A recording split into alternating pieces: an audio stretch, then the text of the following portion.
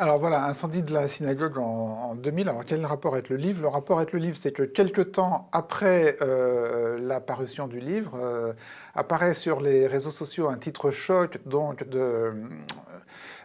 du compte de Pierre Sautarel, l'animateur de F de Souche. Question, le rappeur Lafouine a-t-il incendié la synagogue de Trappes? Et en fait, cette rumeur, cette question part de votre livre, puisque dans le livre, il y a 2 lignes, alors il faut bien les chercher dans le livre, hein, mais il y a 2 lignes dans lesquelles vous racontez que Lafouine, donc le rappeur, a été mis en garde à vue et qu'il a reconnu des gamins de Trappes se vantant devant lui d'être les auteurs de l'incendie de la synagogue, mais qui s'est tu et que, voilà, vous dites ça. Et ça devient...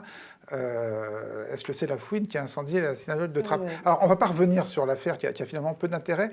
Ce qui est Sauf qu'on a toujours dit que c'était un accident et que ce n'était pas un accident quand même. C'est ce qu'on raconte dans le livre, c'était pas un accident, c'était vraiment une mise à feu volontaire. Mais ça, c'est judiciairement établi? Eh ben, c'est raconté sans que personne l'ait vu, au détour d'un livre très récent, une autobiographie qu'a écrite Lafouine lui-même. Oui. Enfin, oui, il dit simplement que des jeunes sont venus se vanter auprès de lui de l'avoir fait. Ce qui ne veut pas dire qu'ils l'ont fait. On peut se vanter. On peut se vanter, mais en tout cas, on ne peut pas accepter, comme l'a fait, le proposait la police, la tête de l'accident. On ne peut pas se contenter de ça. Surtout quand vous avez un des témoins qui dit « Je dois le dire aujourd'hui, je ne l'ai pas dit en garde à vue, mais je sais qu'il y a incendie la synagogue, pourquoi voulez-vous qu'il mente ?» En tout cas, nous, on rapporte ce qu'il a dit dans le livre. Oui, mais alors du coup, vous rapportez un propos indirect. Vous avez tenté de creuser, d'enquêter plus loin. Bien sûr. Et alors? Bien sûr. Alors, si vous aviez, alors d'abord, j'ai regardé tous les sujets de l'époque.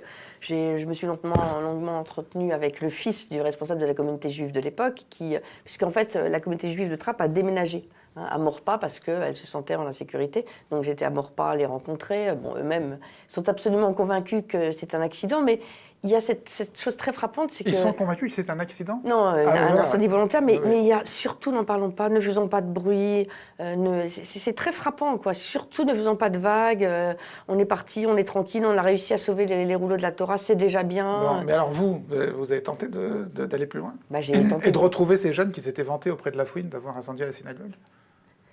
Écoutez, je vais vous dire, je pense savoir qui c'est, mais jamais je l'écrirai et jamais je le dirai. Mais vous pensez savoir, c'est-à-dire que vous avez rencontré ces personnes? Non, mais je pense savoir qui c'est et jamais je l'écrirai et jamais je ne le dirai. Mais vous avez leurs identités, vous connaissez leurs identités. Je connais, non, je n'en suis pas sûre, donc comme je suis journaliste, je ne le dis pas. Non, mais je ne vais pas vous les demander, je ne vous les demande pas. Mais vous connaissez les identités de ces personnes dont vous pensez qu'elles sont responsables?